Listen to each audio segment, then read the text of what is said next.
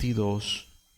Dice así: habiendo purificado vuestras almas por la obediencia de la verdad, mediante el Espíritu, para el amor fraternal no fingido, amaos unos a otros entrañablemente de corazón puro, siendo renacidos no de simiente corruptible, sino de incorruptible por la palabra de Dios que vive y permanece para siempre. Porque toda carne es como hierba, y toda la gloria del hombre como flor de la hierba. La hierba se seca y la flor se cae, mas la palabra del Señor permanece para siempre. Y esta es la palabra que por el Evangelio ha sido anunciada. Palabra de Dios. Hay acontecimientos en la vida de todos, hitos importantes donde parte de nuestra vida cambia de una manera muy drástica. Por ejemplo, mi vida cambió en el momento en que yo me uní en matrimonio con mi esposa. Mi vida cambió, dejó de ser la vida libre de ese joven que podía ir a donde sea, iba y venía. Y llegaron una serie de responsabilidades enormes que no había experimentado. Cambió mi vida. Un empleo, por ejemplo, puede cambiar la dinámica de una persona, puede cambiar sus horas de despertarse y sus horas de dormir, porque llegan responsabilidades. Hay acontecimientos puntuales en nuestra vida que traen cambios profundos o radicales a nuestra manera de vivir. Podemos perder un ser querido y la vida de ahí en adelante parece ser otra. Hay cosas que tienen ese efecto en nosotros, pero solamente hay un acontecimiento tan importante que no solamente puede cambiar algunos aspectos de nuestra vida, hay algo que puede cambiarnos o nos ha cambiado de manera total y absoluta en todo lo que somos. Y de eso es de lo que vamos a hablar hoy. Vamos a hablar del nuevo nacimiento y de sus evidencias. Estas palabras que acabamos de leer del apóstol Pedro fueron dirigidas a cristianos que se encontraban ubicados en Asia Menor, lo que ahora es Turquía. Cristianos que habían experimentado un acontecimiento tan profundo que cambió toda su dinámica de vida. Pasaron de ser ciudadanos respetables, honorables, a ser tratados y vistos como extranjeros y peregrinos. Pasaron de ser personas toleradas a ser personas que eran el blanco, el objeto de calumnias, de burlas y de mucho sufrimiento injusto a causa de su fe. El apóstol les escribe a estas personas que su vida cambió radicalmente por profesar el cristianismo. En el capítulo 4, verso 14, más adelante les dice: son injuriados por el nombre de Cristo. Algo pasó en sus vidas que cambió todo su entorno, su contexto externo. Y eso fue su conversión y su bautismo. Ellos se convirtieron a Cristo, decidieron volverse discípulos de Jesús, fueron bautizados en medio de una sociedad pagana. Y eso lo cambió todo. Sus relaciones cambiaron. Todo cambió a su alrededor, como ya lo habíamos expresado en los primeros sermones de esta carta. El cambio fue tan rotundo, las dificultades que empezaron a enfrentar por ese rechazo del mundo, de sus familiares, por haberse convertido al cristianismo, fue tanto ese cambio que algunos decidieron apartarse y alejarse, marcharse de donde vivían y marcharse y cambiarse de ciudad, o salir a las periferias de las ciudades, a los barrios marginales que estaban alrededor y no en el centro. Muchas cosas cambiaron. Eran rechazados por sus propios familiares por ser cristianos. Incluso a algunos se les negaban ser sepultados en los sepulcros familiares. Por ser cristianos no se merecían ser sepultados en los sepulcros familiares. Por lo tanto, tenían que ser los cuerpos de los creyentes que morían, eran sepultados en catacumbas, en cuevas, en lugares ocultos, porque ni la familia los querían por haber sido bautizados al cristianismo. Ser cristianos cambia muchas cosas externas, sin duda. Venir a Cristo y convertirse en un discípulo de Cristo cambia radicalmente nuestro entorno. Para ellos y para nosotros también lo hemos experimentado. El ambiente en nuestro trabajo cambia. Una vez que se enteren que tú eres un discípulo de Cristo, las personas te van a tratar diferente. Ellos fueron excluidos del comercio, ellos perdieron la protección y la comunión familiar, como también nosotros. Cuando alguien decide venir a Cristo, la familia ya te ve como el raro de la familia. Y sufrieron juicios injustos, como los sufrimos, los seguimos sufriendo todos aquellos que profesamos ser discípulos de Cristo. Somos tratados de una manera injusta. Tú eres cristiano, tú no deberías de... El mundo nos juzga, no con justo juicio, sino de manera injusta. Estos cambios externos es lo que hacen que Pedro les llame a estos hermanos, a estas personas, les llame y los trate como, les dé este adjetivo de extranjeros y peregrinos. Podían quizás vivir en su propia tierra, pero todo había cambiado tanto en sus vidas que eran tratados de manera diferente, que ya no eran como de casa. El mundo comenzó a tratarlos tan distinto que ellos ya no eran de casa, porque realmente ya no lo son. Porque todo aquel que se vuelve discípulo de Cristo se vuelve un ciudadano celestial. Y eso se hace evidente cuando las personas que están a tu alrededor de los discípulos de Jesús, comienzan a tratarlos diferente. Tratarnos como si fuéramos ciudadanos de segunda clase. Yo sé que quizás nosotros no vivimos en catacumbas, ¿verdad? Pero ¿cuántos de ustedes han sentido que por no mentir, que por no robar, que por ser honesto, que por no querer participar de conversaciones morbosas, inmorales, por defender lo que es justo, somos tratados como los raritos? ¿Ah? Yo sé, hermanos, que lo más tentador para alguien que ha decidido seguir a Cristo es tratar de encajar y tratar de no sufrir. Tratar de encajar con la familia, tratar de encajar, a pesar de que somos discípulos de Cristo, de esforzarnos, de tratar de encajar con nuestros compañeros en el trabajo. Es una tentación.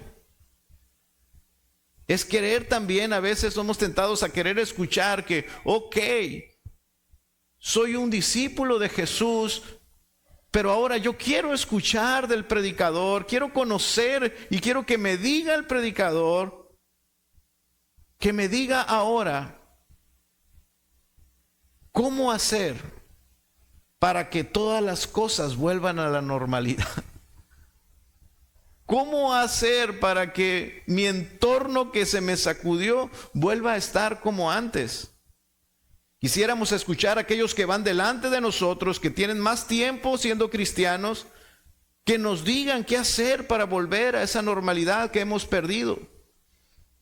Pero miremos entonces a Pedro y escuchamos y analizamos sus palabras, y él no les dice a estas personas qué es lo que ellos deben de hacer para recuperar su posición en la sociedad, en su familia, para recuperar su comodidad, para recuperar sus bienes que habían perdido. Pedro no les dice nada de eso. Pedro conocía bien todo lo que los cristianos habían perdido. Y sin embargo, el mensaje de él es cristocéntrico y no egocéntrico. Porque las palabras que Dios tiene, el mensaje del Evangelio, no es un mensaje centrado en el hombre, en la comodidad del hombre. El mensaje del Evangelio es cristocéntrico. Las palabras que Dios tiene para nosotros es para conocerle más a Él y para conocer cuál es su voluntad. Y no tanto, o no está enfocado en nuestra comodidad o en nuestro bienestar en esta tierra. Eso es lo que hace Pedro. Y entonces, en vez de darles a estas personas un manual de cómo encajar, cómo mejorar tus relaciones, Pedro les habla de un tema relevante. Les habla del nuevo nacimiento. Una profesión externa de fe, es decir, una persona puede decir que es cristiano y eso va a cambiar. El solo hecho de decirlo va a cambiar su contexto, sus relaciones. Y a lo mejor ni siquiera es cristiano. Pero solamente por el hecho de decirlo, su entorno cambia. Pero el hecho de decirlo no significa que esa persona haya sido cambiada. El hecho de que su entorno sea adverso no significa que esa persona sea un verdadero discípulo, una persona transformada. Lo único que cambia el ser interior de una persona es lo que Jesús llamó nacer de nuevo, el nuevo nacimiento.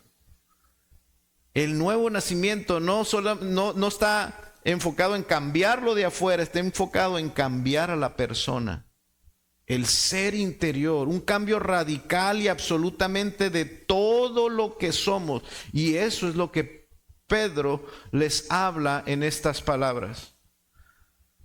Ellos habían sufrido, habían perdido todo por causa de decir que eran cristianos.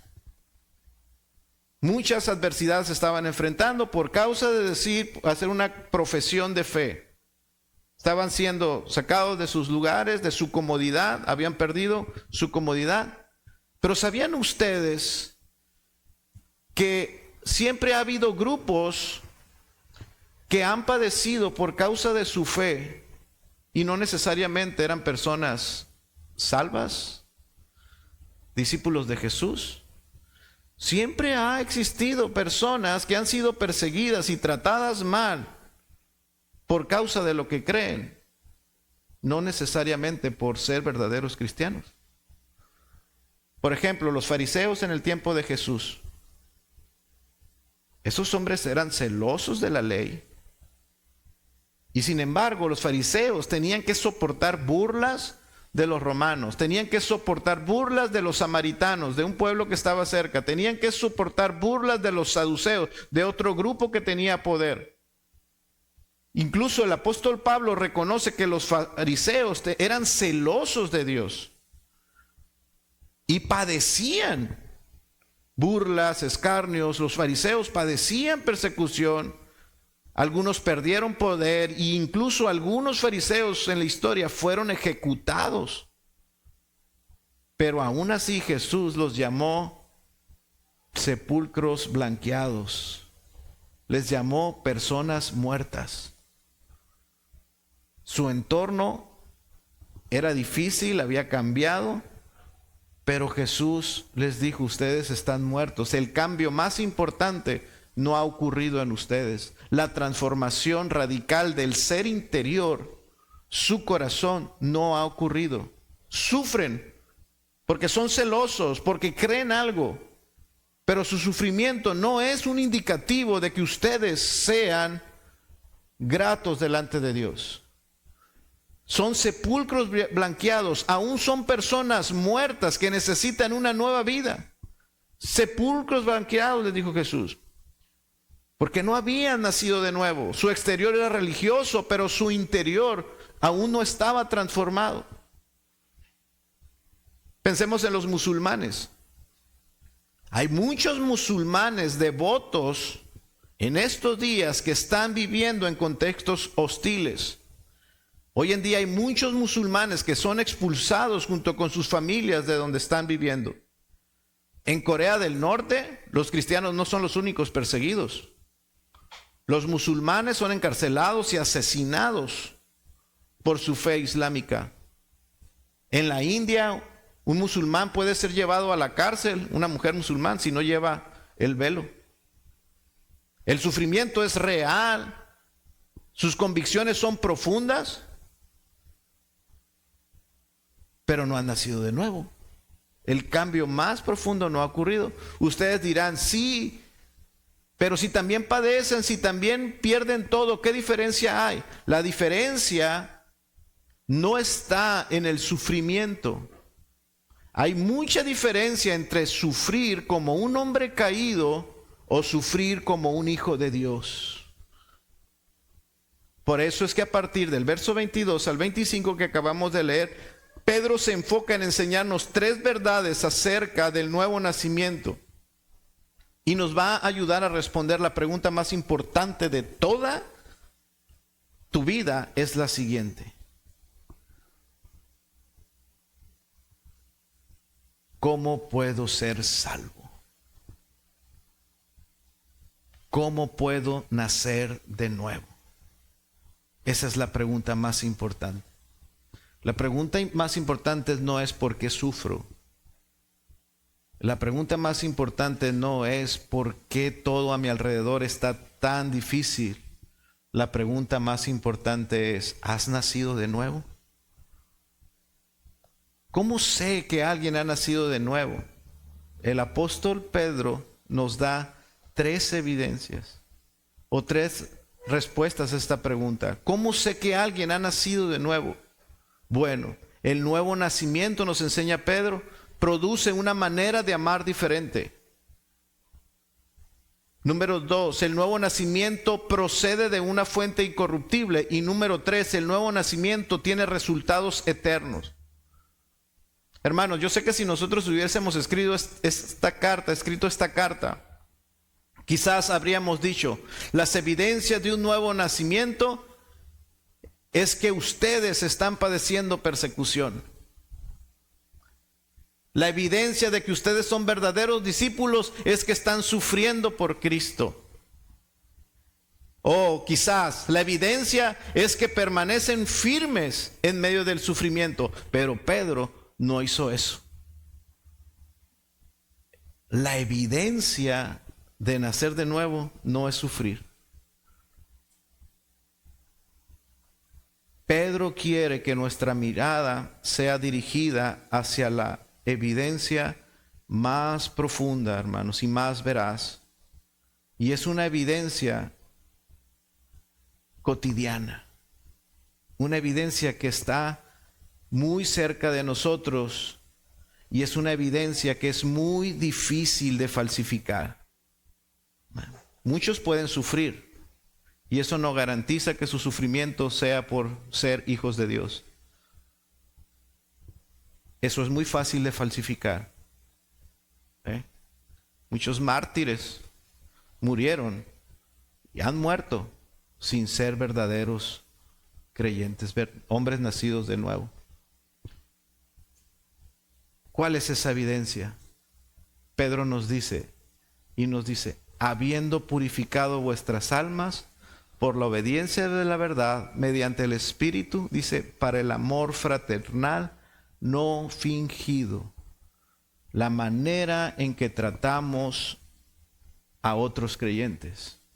Esa es una evidencia muy difícil de falsificar. ¿Cómo tratas a tus hermanos?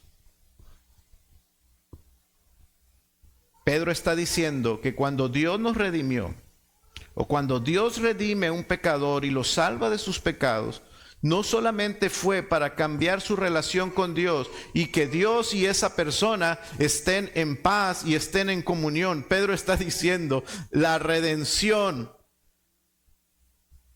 también va en el sentido de que mis relaciones con mis hermanos sufren un cambio profundo y verdadero.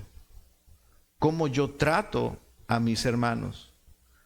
El hombre verdaderamente redimido también cambia su relación con la iglesia, con el pueblo de Dios. El nuevo nacimiento produce, dice Pedro, un nuevo amor. ¿Cómo sé si yo o alguno es nacido de nuevo? Pedro nos habla de las experiencias cotidianas, no de experiencias extraordinarias. Yo sé que he nacido de nuevo porque empecé a sentir muy bonito y se me empezó a enchinar la piel. Tuve una experiencia sensorial, una emoción en mi corazón. Y esa emoción es la evidencia de que yo soy nacido de nuevo. No.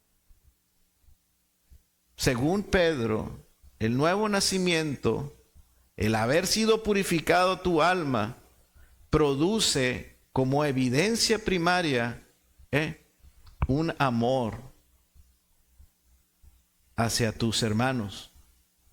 Dese cuenta cómo Pedro no apunta hacia experiencias extraordinarias, no apunta a manifestaciones visibles de poder. No.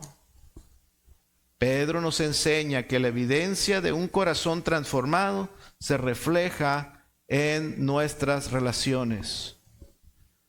Habiendo purificado vuestras almas. El nuevo nacimiento es una limpieza, una purificación interior.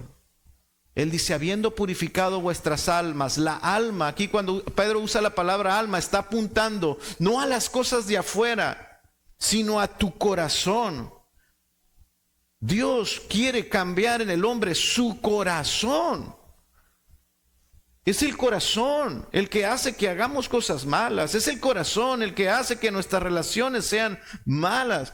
Es nuestro corazón, de ahí procede todo el mal, del corazón. Dios quiere cambiar tu corazón. Él quiere purificar, que dice, habiendo Dios purificado vuestras almas. Pedro no apunta hacia las cosas externas, las cosas que faltan, las cosas que fallan afuera. Pedro apunta a las cosas que fallan adentro. Dios ha purificado sus almas. Él ha hecho un cambio rotundo en su corazón, en esa persona interior. Dios ha hecho una obra en lo más profundo de ustedes. Así es que cuando Dios salva a una persona, cuando Dios concede el milagro del nuevo nacimiento, le concede verdadero arrepentimiento. No solo lágrimas, sino verdadero arrepentimiento. Dios le concede fe. Dios le concede una limpia conciencia. En el nuevo nacimiento Dios rompe el dominio del pecado que tiene sobre nosotros. En el nuevo nacimiento recibimos nuevos afectos y nuevos deseos. Pero yo nunca pensé que iba a estar en una iglesia. Yo nunca pensé que me iba a gustar escuchar la palabra de Dios. Yo nunca pensé que me iba a gustar cantar canciones para Dios. Yo nunca pensé, pues nunca lo pensaste. Porque no pensabas, estabas muerto. Pero cuando Dios te da vida, te cambia el corazón, nuevos afectos vienen. Nuevos deseos inician. Ahora, no significa esto que los discípulos de Jesús, después de nacer de nuevo, ahora sean perfectos en todo lo que sienten y todo lo que desean, ¿verdad? Significa simplemente que ya no podemos seguir siendo los mismos. En general sentimos diferente y deseamos cosas diferentes a antes. Ese es el comienzo de la nueva vida que Jesús ofrece a los que creen en Él. Una nueva vida desde adentro. Así es que la regeneración, el nuevo nacimiento, no es una mejora de las acciones del viejo hombre, habiendo purificado vuestras almas, su interior. Los redimidos comprados por la sangre de Cristo fueron limpiados desde adentro. Y añade, mediante el Espíritu, dice. Fueron limpiados desde adentro mediante el Espíritu. Es por el Espíritu, y cuando en la Biblia encontramos Espíritu con E mayúscula, fíjese que ahí está escrito con Espíritu con E mayúscula, está hablando del Espíritu Santo, el Espíritu de Dios. No tu espíritu, no tu actitud. Ese Espíritu con E mayúscula, fuimos purificados, nuestras almas fueron purificadas por el Espíritu de Dios, con E mayúscula, no con E minúscula, no por nuestra actitud, no por nuestro razonamiento. Intentamos lavar, intentamos cambiar nuestro interior, purificar nuestras almas, tratando de pensar mejor, de razonar mejor, de comportarnos mejor. Intentamos usar nuestros recursos para ser mejores, pero simplemente no podemos. Porque no podemos limpiar o transformarlo de adentro por nosotros mismos, por nuestra propia actitud. Dice el apóstol Pedro, este nuevo nacimiento, este cambio de adentro es por el Espíritu, por Dios, por una obra que Dios hace, por el Espíritu Santo. Y esto no es nuevo. Jesús ya se lo había explicado a Nicodemo. Nicodemo, en medio de la noche, este hombre, dice los evangelios, que se acercó a Jesús, un hombre religioso, un hombre que conocía la palabra, un hombre que conocía de Jehová, que temía a Jehová, que conocía la ley de Dios, se acercó a Jesús y vino a él, a la fuente de toda verdad y conocimiento, vino a Cristo. Y se acerca a él, y cuando viene a Jesús, Jesús le da una lección, la más importante. Vemos que Jesús le dice a Nicodemo, Nicodemo, lo que es nacido de la carne, carne es. Y lo que es nacido del Espíritu, Espíritu es. No te maravilles de que te dije, os es necesario nacer de nuevo. El viento sopla de donde quiere y oye su sonido, mas ni sabes de dónde viene ni a dónde va. Así es todo aquel que es nacido de el Espíritu. Esas son buenas noticias.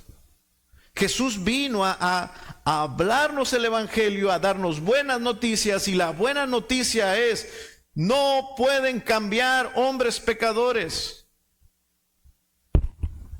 No tienen los recursos, sus recursos son insuficientes para un cambio. Pero la buena noticia es, Dios lo va a hacer. Ese cambio que ustedes no pueden hacer,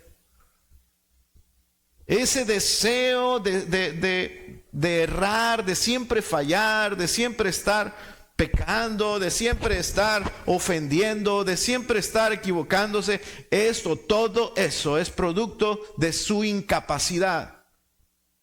Y les es necesario, Nicodemo, un hombre que si nos comparamos con él, con Nicodemo, escúchenme, no estamos ni cerca.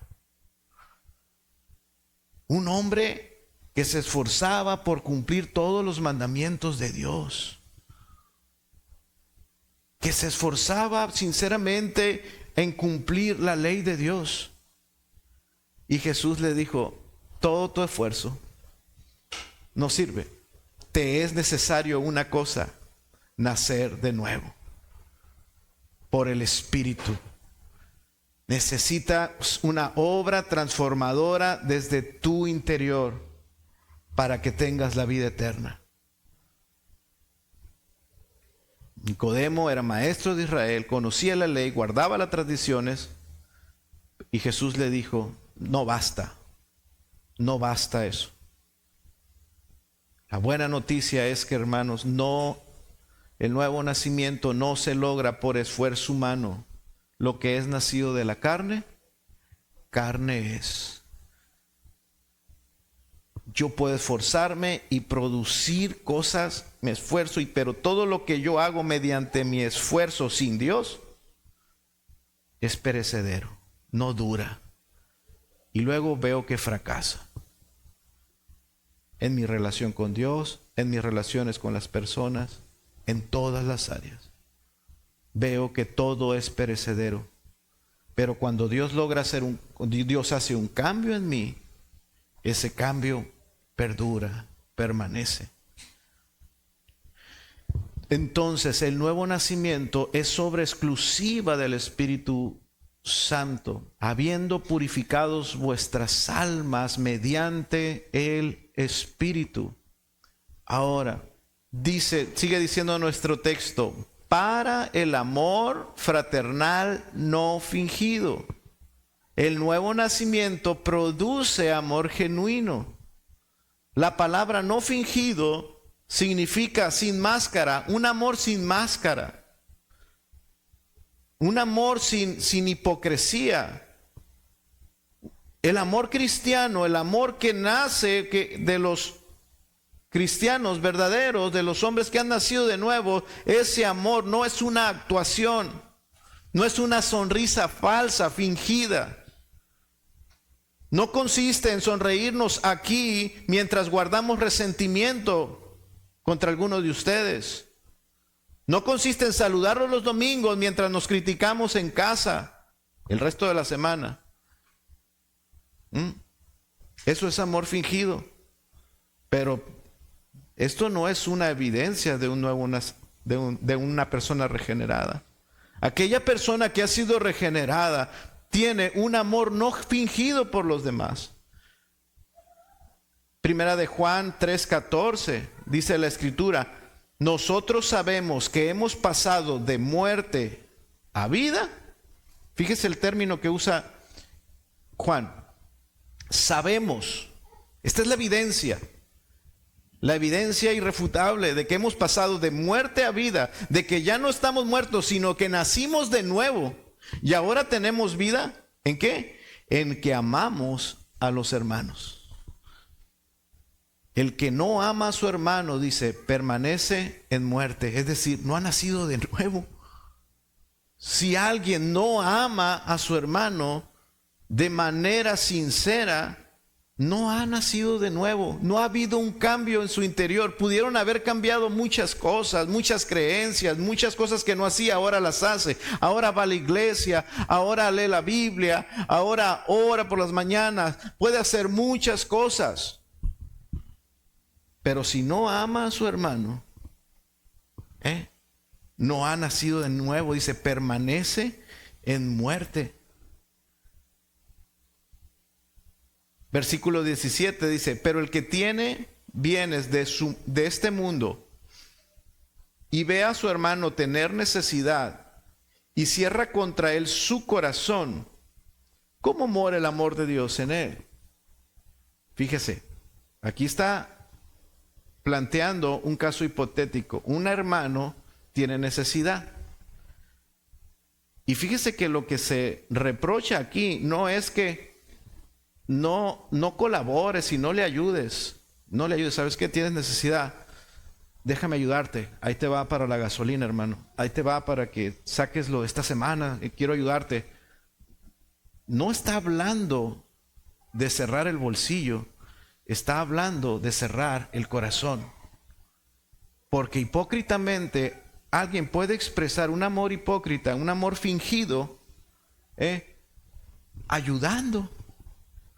Porque entiende que hay que hacer caridad y ayuda y aporta y colabora con el necesitado, pero su corazón está cerrado. ¿Dónde está, hermanos, la evidencia? Aquí adentro. ¿Dónde está, hermanos? ¿Dónde se necesita el cambio? Aquí adentro, en el corazón. Dice el versículo 18, hijitos míos, así es que no amemos de palabra ni de lengua. Amar de palabra, amar de lengua, esa no es una evidencia del nuevo nacimiento. El decir amo a la iglesia, el decir amo a los hermanos, no es evidencia del nuevo nacimiento. Dice, sino de hecho y en verdad. En verdad, sin fingimiento. Sin fingimiento. Esa es la evidencia del nuevo nacimiento.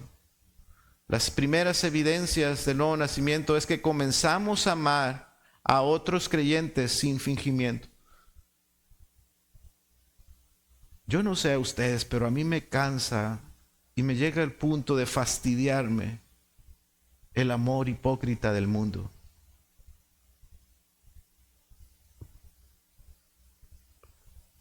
Los compañeros que están contigo por conveniencia, los que están a tu lado porque se sienten cómodos, pero a la primera que hagas algo que se incomodan, ya te ven con otros ojos y ¿dónde estás? Y saben que no somos perfectos, siempre vamos a hacer cosas que incomoden, siempre vamos a fallar. Pero allá afuera, hermanos, en el mundo, ellos no conocen el verdadero amor. Y así estábamos nosotros, no conocíamos el amor sincero. No conocíamos el amor. Así es que, hermanos, meditemos en esto. Sabemos que tenemos un nuevo corazón por Dios, regenerado. No porque conozcamos mucha doctrina.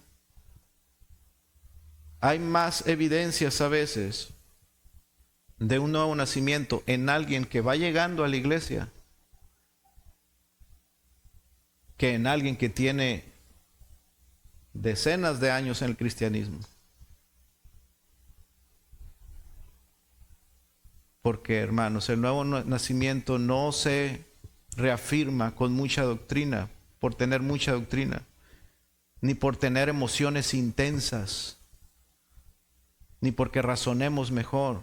Juan y Pedro, ya lo hemos leído, dicen lo mismo. Sabemos que nacimos de nuevo cuando amamos a los hermanos.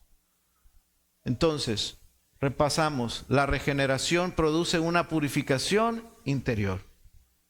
Produce un amor sin fingimiento. Y tercero, hermanos, la regeneración produce un amor sacrificial. Dice nuestro texto, amaos unos a otros entrañablemente. La expresión entrañablemente es la palabra griega ekteneos, que significa, literalmente significa extendido, estirado al máximo, al máximo. Amaos unos a otros, estirando, generando la tensión máxima. Esta palabra, según el diccionario bíblico, es la imagen visual de una cuerda completamente estirada, sin ningún aflojamiento, tensa por completo, y transmite la idea entonces de un esfuerzo sostenido, constante y sin aflojar. Ámense de esta manera. Eso es el amor sin fingimiento. Entrañablemente. ¿Amamos así? Al máximo. Y en esa máxima tensión, esta palabra es usada en 2 ocasiones más en la Escritura solamente. En Hechos 12:5 dice, así que Pedro estaba custodiado en la cárcel, pero la iglesia hacía ekneos, sin cesar oración. Esa palabra sin cesar es ekteneos, es así hacían oración a Dios por él. Pedro estaba a punto de ser ejecutado por Herodes. La situación era crítica, pero la iglesia no oró de manera tibia, no oró de manera casual, no oró por compromiso o por deber. Oraron, hermano, intensamente, de esa manera, ekneos, con intensidad, sin aflojar, estirando cada fibra de su fe hacia Dios. La segunda vez que se repite esta palabra es en Lucas 22:44, cuando Jesús está orando en el Getsemaní. Dice la palabra, y estaba en agonía, oraba más intensamente. y era su sudor como grandes gotas de sangre que caían hasta la tierra. La tensión era tal en ese momento para Jesús que parecía que Jesús se iba a romper en ese momento. Y Jesús oraba intensamente. De esa manera, de ese nivel es como se demanda el amor cristiano, como se manifiesta el amor cristiano, un amor entrañable. El nivel del amor cristiano, que es evidencia del nuevo nacimiento, es así, un amor que cuesta, un amor que duele, un amor que requiere tensión, que requiere perseverancia. No es un amor cómodo. Ese amor está allá afuera. Hay muchos lugares allá afuera. Es un error que como cristianos estemos buscando el amor cómodo. Que queremos desarrollarnos como creyentes. Necesitamos, hermanos, desarrollar el amor bíblico. El amor ekneos. El amor entrañable, el amor que cuesta, el amor que duele, el amor que causa tensión, el amor que es para nada cómodo. No debemos como creyentes estar procurando ver como evidencia, sentir por los demás un amor sentimental. Un amor que te haga sentir bonito. Ese es el amor que está allá afuera y donde sea lo encuentras. Es el barato, es el...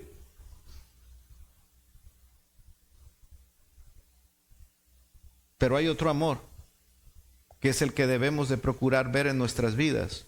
Es el amor que Dios produce por su Espíritu en nosotros. Primera de Corintios 13:4.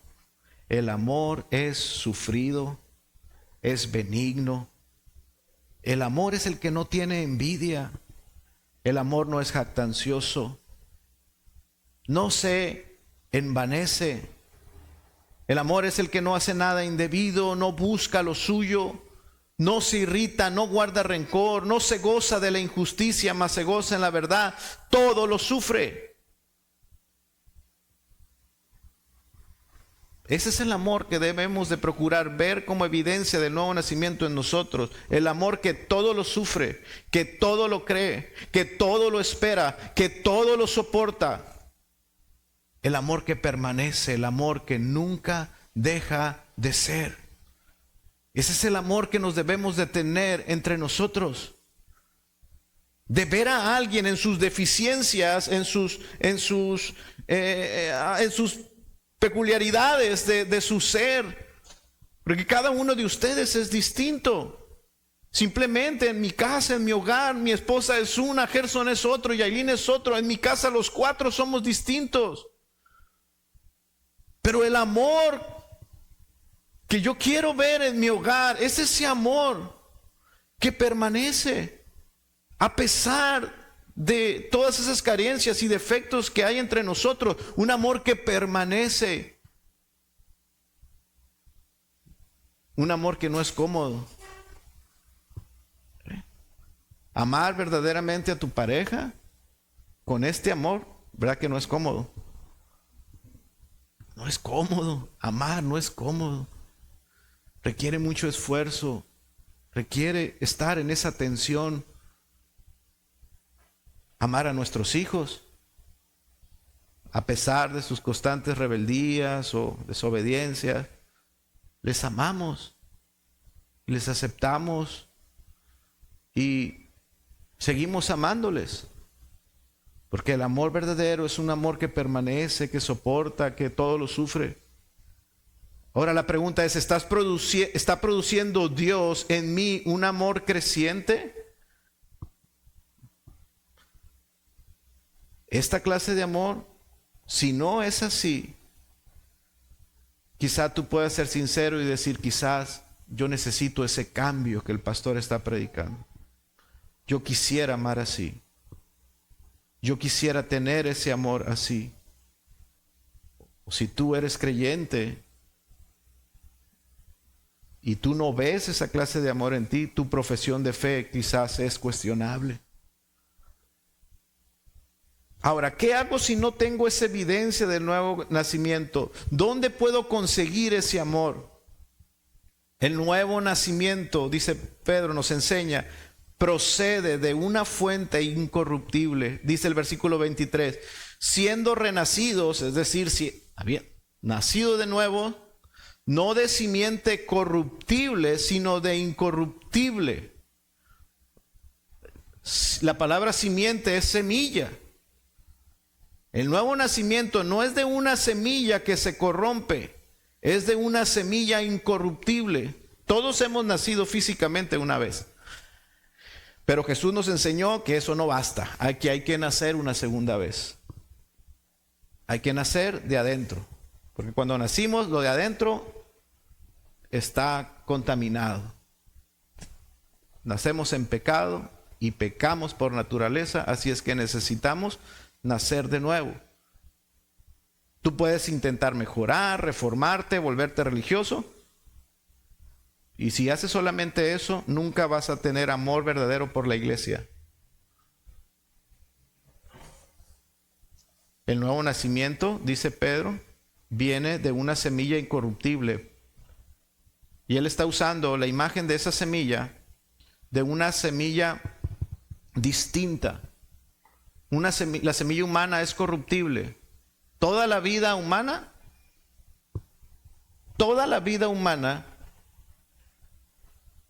envejece, se deteriora. Nacemos y el bebé nace y empieza a desarrollarse, crece y luego empieza a deteriorarse. Miren sus cuerpos. Yo no tenía así las manos, hermano. Así que se ven, yo no las tenía así. Y ahora yo empiezo a ver, tengo 45 años y empiezo a ver mis manos con muchas rayas y digo, ¿de dónde salieron tantas rayas? Me miro en el espejo y digo, ¿de dónde salió esto? Y están saliendo. Toda vida humana, de simiente humana, envejece, se deteriora y muere. Porque es producto de una semilla corrupta. Pero la vida que Dios implanta en el nuevo nacimiento, dice Pedro, es de una semilla incorruptible, es de otra naturaleza. El nuevo nacimiento viene de una semilla distinta. ¿Cuál es esa semilla incorruptible que produce vida nueva y que produce ese amor como evidencia? ¿Cuál es? Dice el verso 23, la palabra de Dios que vive y permanece para siempre. Dios usa su palabra para producir el nuevo nacimiento. Dios usa esto, la predicación de la palabra, como instrumento escogido por Él para llamar a los pecadores a la vida. Dios pudo haber usado sueños,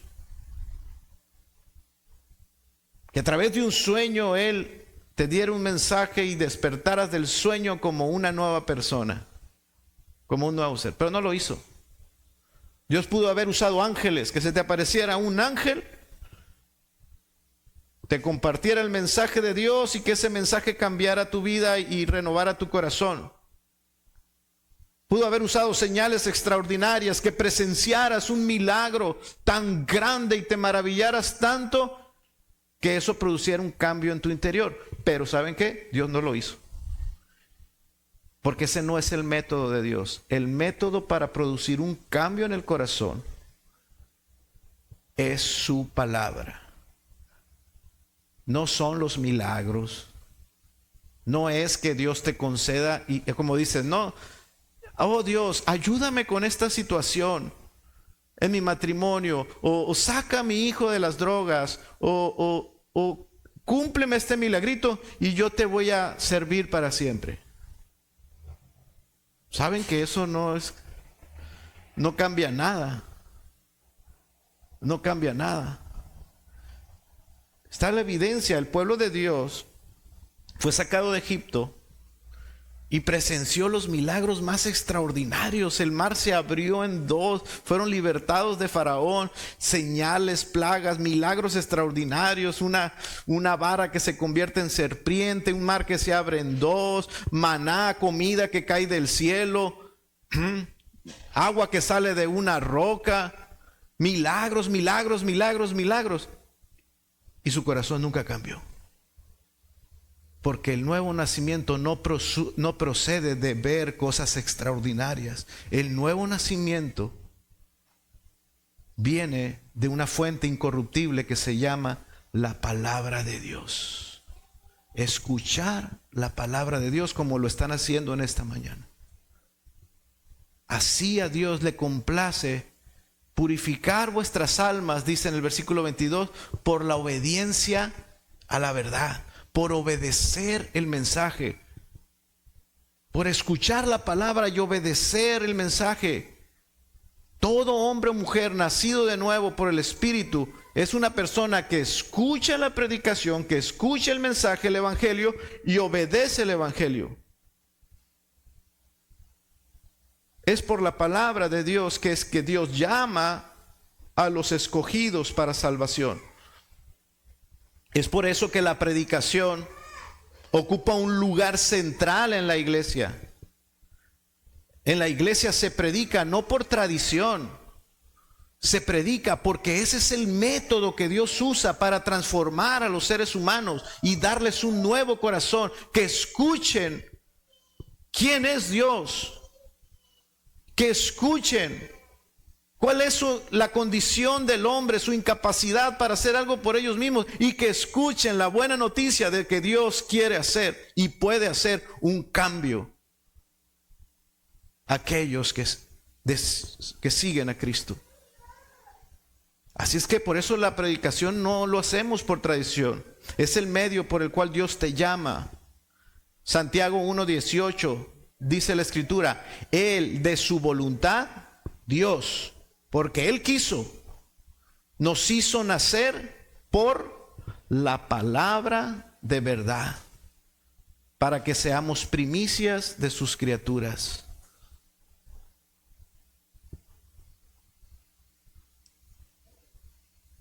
Quiera Dios dimensiones lo bueno que es para ti estar aquí esta mañana escuchando la palabra de Dios.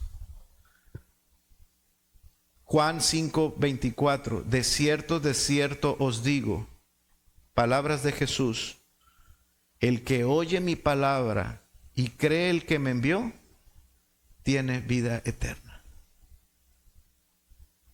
Jesús nos dijo, el que se esfuerce mucho, el que logre hacer ciertos cambios.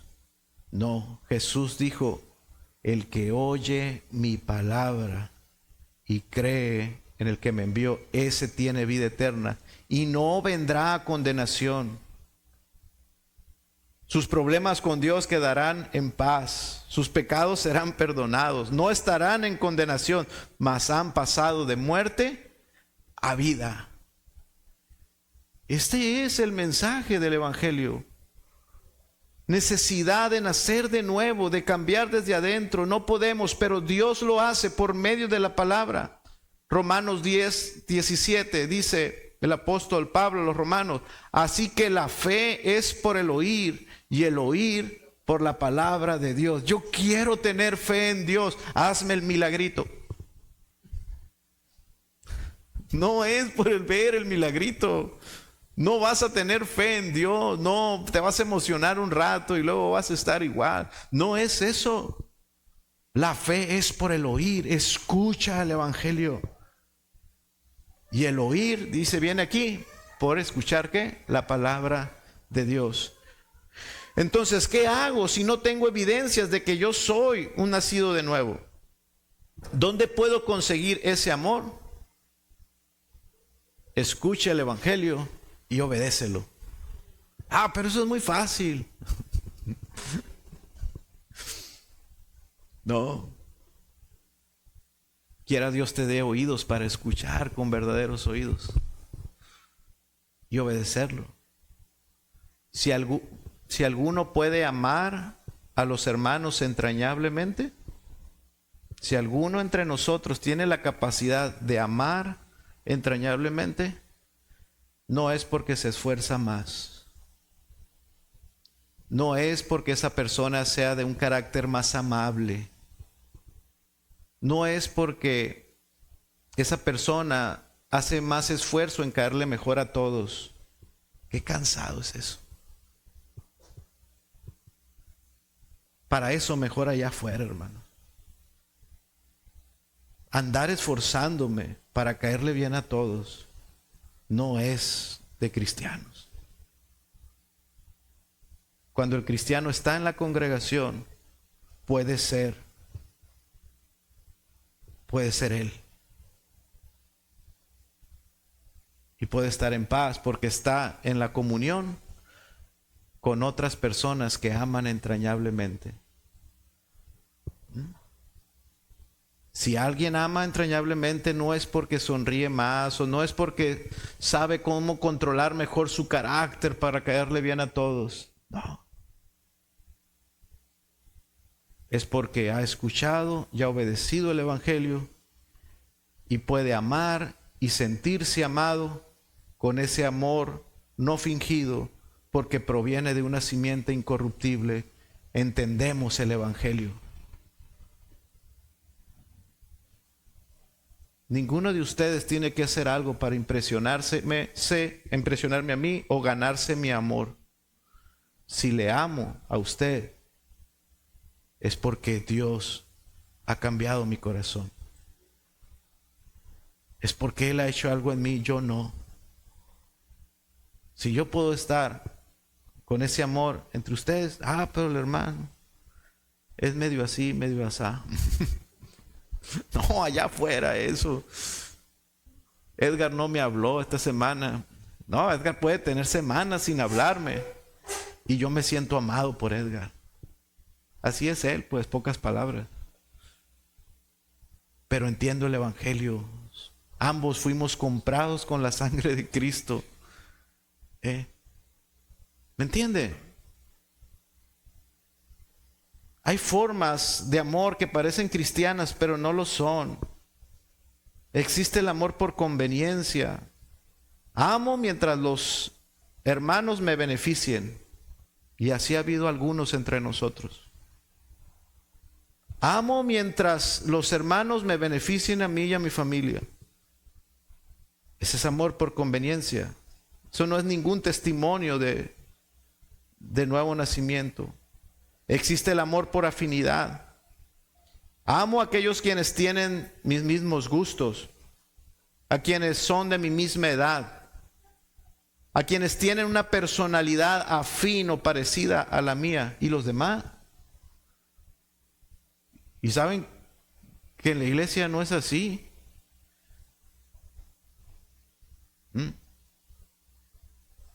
Imagínense. Eso es allá afuera. En la iglesia no debe ser así. Amarnos sin fingimiento, entrañablemente, no por afinidad. Existe el amor por compromiso social. Saludo y convivo porque es lo que se espera en esta iglesia.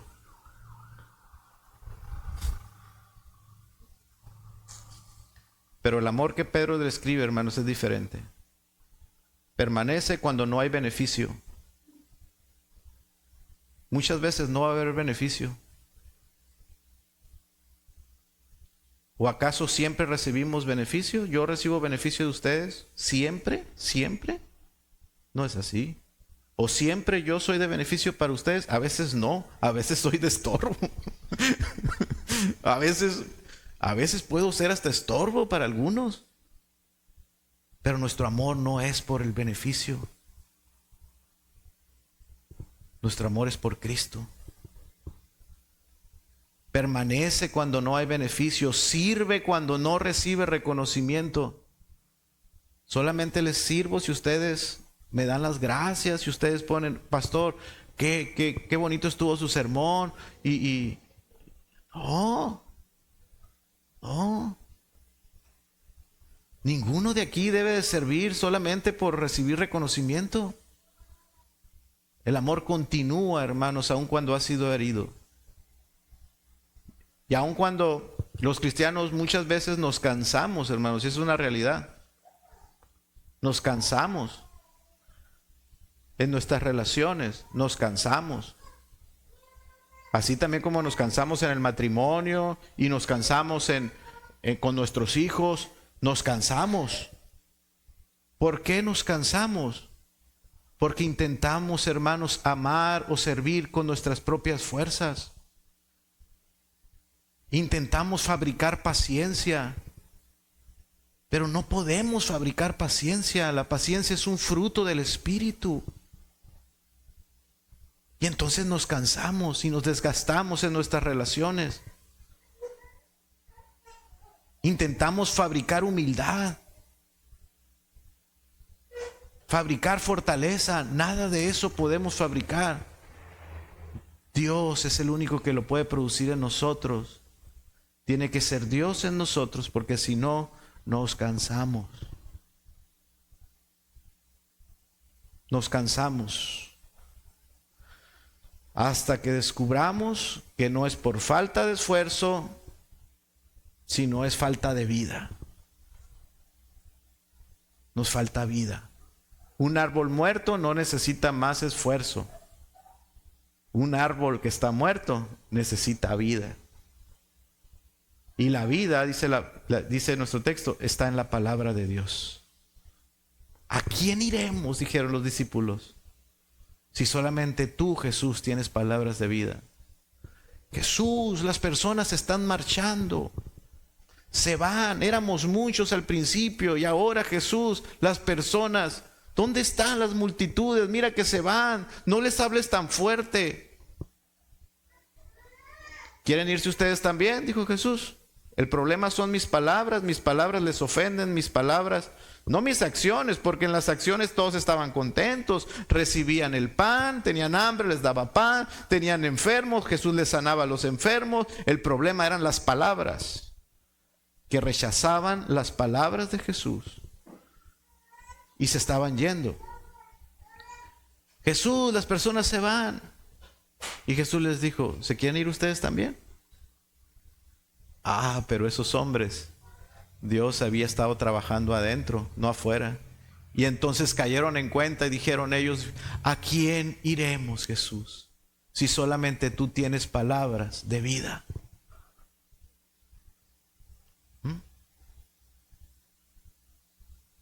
Necesitamos vida, y esa vida está en su palabra. Escucha el evangelio, créelo, obedécelo. Un corazón marchito de amor sincero puede ser una realidad en nosotros.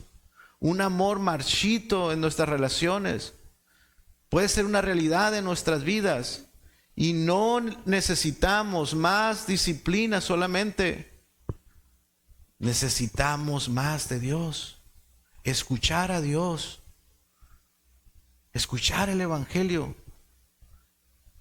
Dice nuestro siguiente versículo que usa Pedro, el 24, porque toda carne es como hierba, y toda la gloria del hombre como flor de la hierba. La hierba se seca y la flor se cae, mas la palabra del Señor permanece para siempre. Pedro cita a Isaías capítulo 40 para decirnos que el nuevo nacimiento produce una esperanza permanente. Esto sí permanece. La fuerza del hombre desaparece, la belleza desaparece, la fama desaparece, el caerle bien a todos desaparece, la riqueza desaparece, todo lo que el mundo admira termina marchitándose, mas la palabra del Señor permanece para siempre. El nuevo nacimiento es permanente. Si naces de nuevo, tendrás vida eterna. No se marchitará y tendrás vida eterna. No una nueva vida para empezar de nuevo a intentar hacer las cosas bien y luego caer en desgracia. No, no es una nueva oportunidad. Lo que Dios ofrece por su evangelio no es una nueva oportunidad, es vida eterna. Es la garantía de la vida eterna. Una vida que permanecerá para siempre. ¿Por qué? Porque procede de una palabra que permanece. No procede de la intensidad de tus emociones. La vida nueva no procede de la fuerza de tu voluntad. La vida nueva, la vida eterna, procede y descansa en la fidelidad de Dios, en su palabra. Dios ha dicho y Él lo hará. Cree en el Señor Jesucristo y serás salvo. Confiesa tus pecados y serás perdonado. Cree en el Señor Jesucristo como tu Señor y como tu Salvador. Confiesa tus pecados y Él promete darte como en los videojuegos. Yo soy de los 80, disculpen, pero yo iba le quitaba una moneda de 100 pesos a mi papá, a mi mamá, y yo iba a la esquina, a la tiendita con Don Carlos, y en la esquinita ahí estaba una maquinita, y yo iba con mis 100 pesos y le echaba la monedita. Empezaba. Me mataban en el videojuego y ya no tenía oportunidad. Pero de repente alguien podía acercarse y me decía, órale, toma. Y me daba otra ficha, otra nueva oportunidad. ¿Para qué? Para fallar de nuevo y perder. El Evangelio no es así. No es una nueva oportunidad para que lo intentes de nuevo. El que cree en el Señor Jesucristo tiene vida eterna. Viene una nueva vida, que le garantiza una vida eterna. Y eso es glorioso, es esperanzador. Porque no se trata de mi intensidad ni de mi fuerza. Descansa en Dios esto, hermanos. Aquí encontramos la gran lección de Pedro entonces, y con esto termino. El sufrimiento por sí solo no demuestra que una persona es cristiana. Las pérdidas materiales o las pérdidas en sus relaciones no prueban que alguien le pertenezca a Dios. Si puedes mirar a tus hermanos y ver en ellos personas por quien Cristo derramó su sangre, eso es buena noticia, es una buena evidencia. Si puedes perdonar ofensas que habías guardado por años, esa es buena evidencia. Si puedes servir aun cuando nadie te reconoce, eso es un buen testimonio que te está dando tu corazón. Si puedes amar a personas que jamás habrías escogido como amigos en tu vida y los puedes amar, esa es una buena evidencia de que tu corazón ha sido cambiado. Pero si al examinarte descubres que no hay amor por tus hermanos, si descubres que tu religión consiste solamente en costumbres, en conocimiento, en actividades externas o solamente en aquellas cosas donde te sientes cómodo, ten cuidado. Quizás aún sigas siendo tú el centro de tu vida, porque en la vida nueva Cristo es el centro. En la vida nueva Cristo es el centro. Y en la iglesia Cristo es el centro. No yo, no mi comodidad, no mis preferencias. Es Cristo. Y en Cristo, dice, estamos unidos. Y nos amamos en Cristo. Nos soportamos en Cristo. Por el amor que Él ha depositado en nuestros corazones. No intentemos fabricar amor. No lo intentes. Te doy este consejo de corazón. No intentes fabricar amor por tus propias fuerzas. No intentes aparentarlo. No intentes colocarte una máscara religiosa. No lo intentes. Habla con verdad. Reconoce tus deficiencias mejor y ve a la fuente que es Cristo. Escucha el Evangelio, arrepiéntete de tus pecados, cree en el Señor Jesucristo, ruega que el Espíritu Santo haga en ti la obra que nadie puede hacer, porque solamente Dios puede transformarte. Ninguna tradición, ninguna religión, ninguna iglesia, solamente Él puede darte un nuevo corazón. Mienten los que digan que pueden transformar tu vida. Solamente Cristo puede transformar tu corazón. Solamente Él puede hacer ese cambio tan rotundo y total que es nacer de nuevo. Y termina el texto y con esto concluyo. Y esta es la palabra que por el Evangelio os ha sido anunciada. Que el Señor bendiga nuestras vidas, hermanos.